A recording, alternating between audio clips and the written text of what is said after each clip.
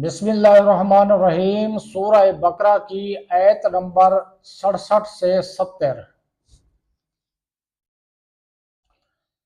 وَإِذْ قَالَ مُوسَىٰ لِقَوْمِهِ إِنَّ اللَّهَ يَأْمُرُكُمْ أَن تَذْبَحُوا بَقَرَةً قَالُوا أَتَتَّخِذُنَا هُزُوًا قَالَ أَعُوذُ بِاللَّهِ أَنْ أَكُونَ مِنَ الْجَاهِلِينَ قَالُوا ادْعُ لَنَا رَبَّكَ يُبَيِّن لَنَا مَا هِيَ قال انه يقول انها بقرة لا فارض ولا بكر اوان بين ذلك فافعلوا ما تؤمرون قالوا ادع لنا ربك يبين لنا ما لونها قال انه يقول انها بقرة صفراء فاقع لونها تسر الناظرين قالوا ادع لنا ربك يبين لنا ما هي ان البقرة شابه علينا وإنا ان شاء اللہ لمهتدون۔